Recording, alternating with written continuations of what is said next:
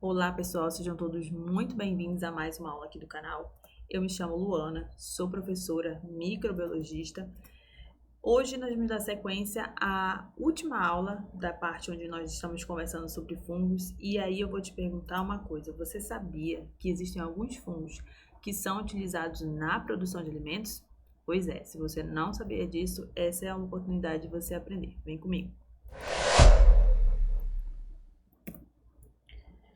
Muito bem. Então, como eu disse anteriormente, essa é a nossa última aula da sequência de 3 ali sobre fungos. Então, se você não assistiu a primeira nem a segunda aula, não perca a oportunidade de complementar o seu conhecimento. Na aula de hoje, nós veremos especificamente os fungos que são utilizados na produção de alimentos.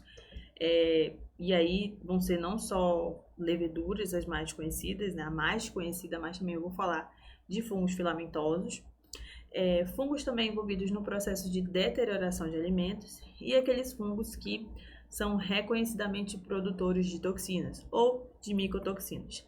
Então, o uso de fungos, de micro-organismos de maneira geral, na produção de alimentos não é algo novo, é algo bastante antigo, existem vários registros na literatura sobre a utilização desses micro-organismos para a produção de produtos alimentícios. Então, os primeiros registros aqui da fabricação da cerveja, por exemplo, já tem dados na Babilônia, 7.000 anos antes de Cristo. Aquele ato que nós utilizamos hoje em dia de utilizar o sal, né, a salga para alguns alimentos, também era um método utilizado para conservar, um método utilizado pelos judeus para conservar os alimentos naquela época. E os micro-organismos de maneira geral, depois de muitos estudos, foi verificado que eles podem ser utilizados no processo de fabricação de alguns alimentos e, inclusive, também podem servir como alimentos. Eu vou dar esses exemplos mais lá na frente. O primeiro fungo, vamos dizer assim, o mais conhecido, eu até coloquei o fungo considerado multiuso aqui, é uma levedura, tá? Que é a levedura Saccharomyces cerevisiae. Por que eu coloquei multiuso aqui? Porque esse fungo ele é normalmente utilizado em vários setores da indústria, não só na indústria alimentícia, por exemplo, para produzir etanol, é utilizado a Saccharomyces cerevisiae, mas o foco aqui é como que ela é utilizada na produção de alimentos. Então, um dos exemplos mais clássicos é na produção do pão, tá? Então, vocês já ouviram falar do fermento biológico, daquele parece uns grãos, não chega a ser um pó, mas são grãos, né, mais grosseiros que você compra em sachês individuais. E aquilo ali é a levedura. Então, o que acontece? Você adiciona a levedura, esse fungo na massa e provoca ali aquelas transformações dando origem ao pão que nós conhecemos. Esse fungo ele também é utilizado na produção da bebida alcoólica, né, das bebidas alcoólicas. Então, por exemplo, cerveja, o próprio vinho, utiliza-se dos processos metabólicos que são realizados por esse fungo, tá? Então, o processo bioquímico mais importante que esse fungo tem e que é bastante explorado pela indústria é justamente a fermentação, certo? Então, o que é a fermentação? A fermentação é um processo pelo qual o micro-organismo ele produz energia ali, certo? Então, inicialmente ele precisa de uma fonte de carboidratos e a partir desse carboidrato ele vai produzir energia.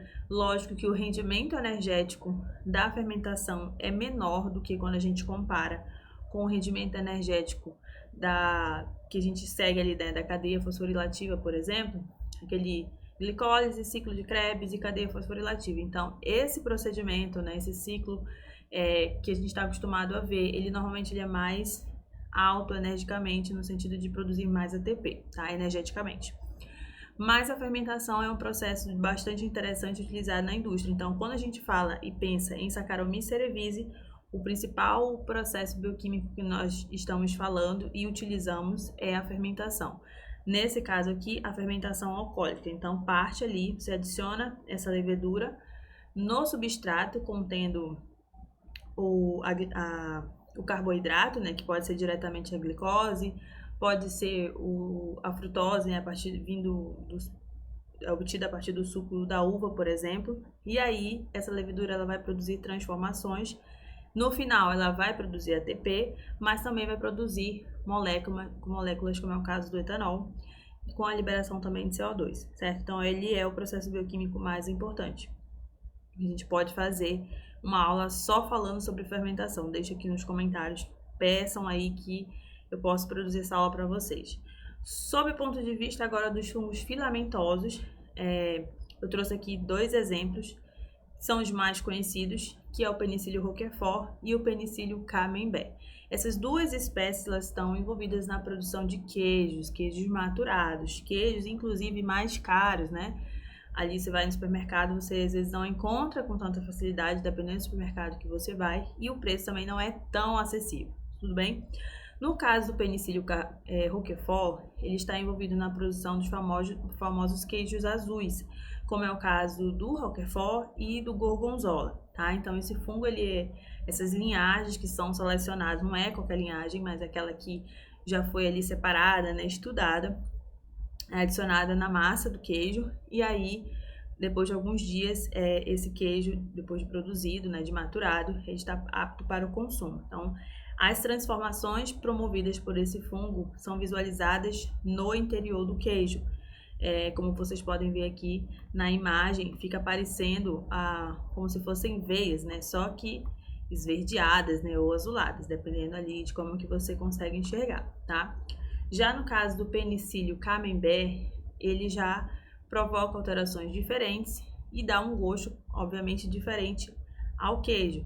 Ele é responsável pela fabricação dos queijos brie e camembert. Aqui também eles são adicionados na massa do queijo, mas o crescimento se dá pela parte externa dele, tá? Como se fosse uma capa, como vocês podem ver aqui na imagem.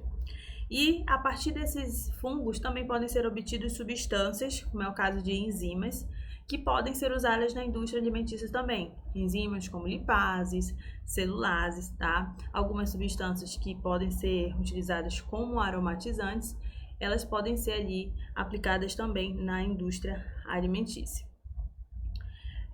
Além de você usar leveduras para fermentar determinados carboidratos, queijos que vão modificar fungos que vão modificar o gosto do queijo, você também pode ingerir o próprio fungo, como é o caso dos cogumelos comestíveis.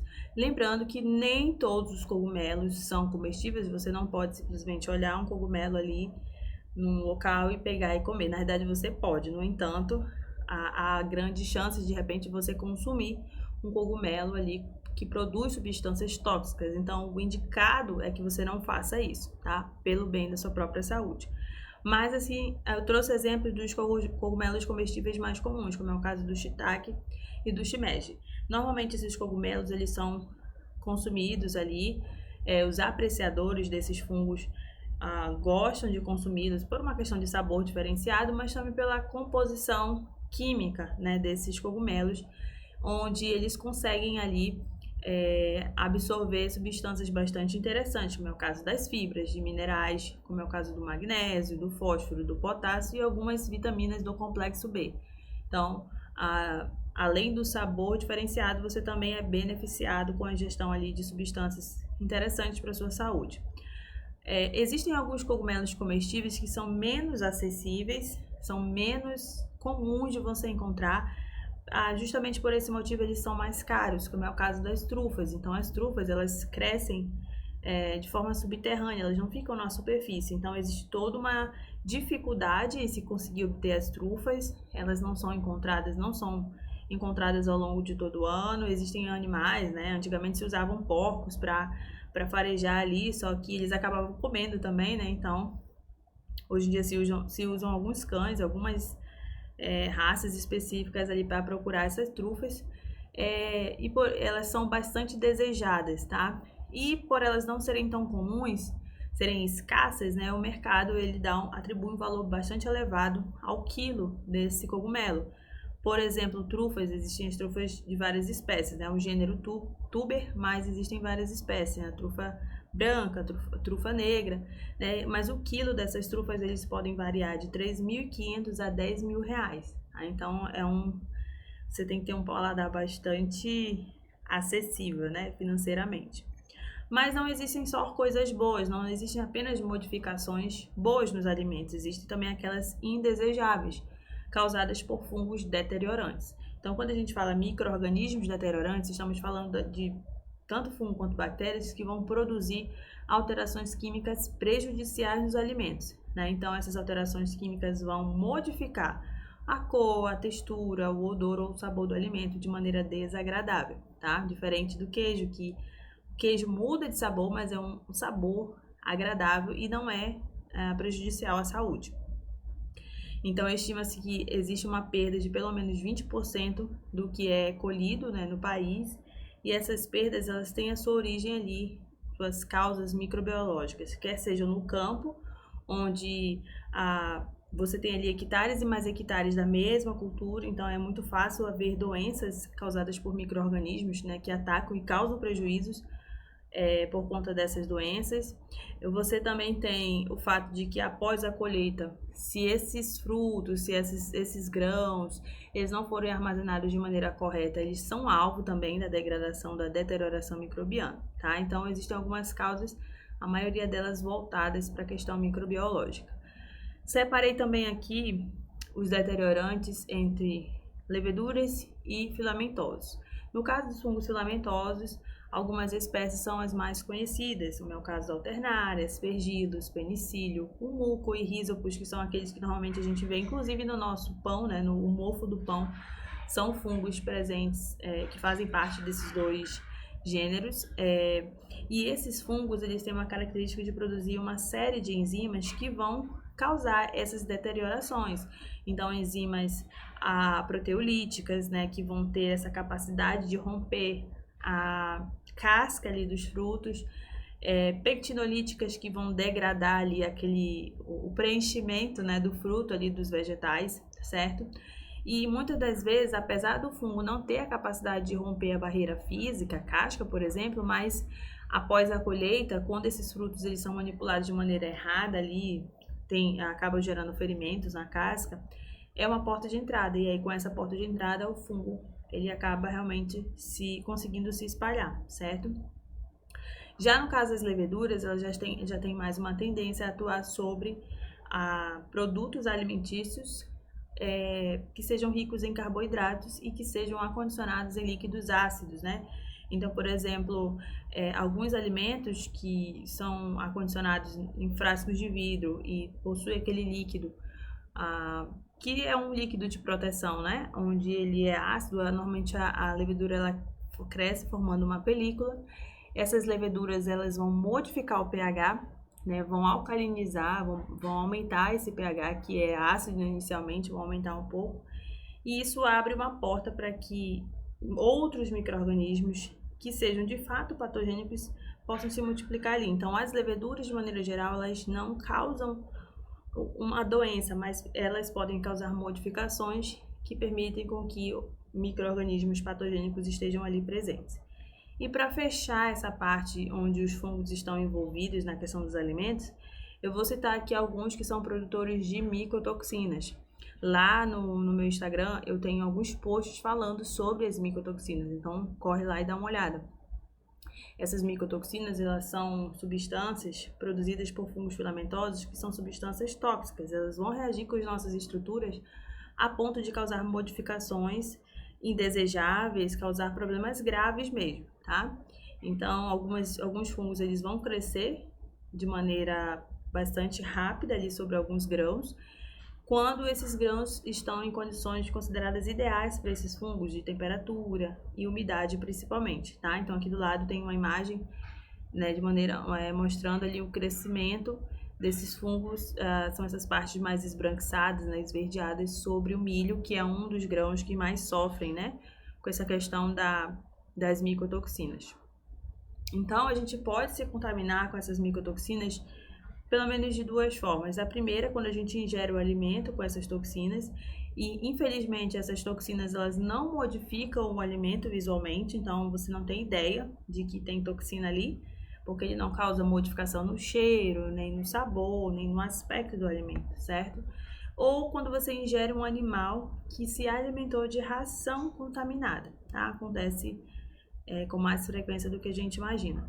E essas toxinas nos no corpo do homem, dos seres humanos, tem uma repercussão bastante indesejável, bem ruim, porque ele pode reagir com estruturas dos nossos órgãos, como é o caso dos rins, do fígado, sistema nervoso, do sistema imunológico, causando irritações gastrointestinais e levando em consideração que é um consumo a longo prazo, tá, gente? E podem também causar alterações hormonais. Tudo isso que eu citei aqui já foram verificados em animais de corte, né? Alguns tipos de efeitos crônicos observados em animais de corte. Então, muito provavelmente, eles também podem ocorrer nos seres humanos. No entanto, é mais difícil de detectar, né? De fazer essa relação que foi aquela toxina que está causando aquele tipo de sintoma naquele ser humano, certo? Para a gente finalizar, só para vocês anotarem aí as principais espécies de fungos, os principais gêneros de fungos produtores de micotoxinas. O campeão disparado, o aspergillus, mas também o penicílio, fusarium e, antigamente, o clavíceps, que forma essa estrutura externa aqui. Certo, pessoal? Então, com essa aula, a gente consegue finalizar a sequência de 3 aulas ali sobre os fungos. Se vocês tiverem alguma dúvida, pode deixar aqui nos comentários, que eu vou estar dando uma olhadinha e tentando ali ajudar vocês, beleza? Então se preparem agora para as próximas aulas aqui do canal. Um abraço e até mais.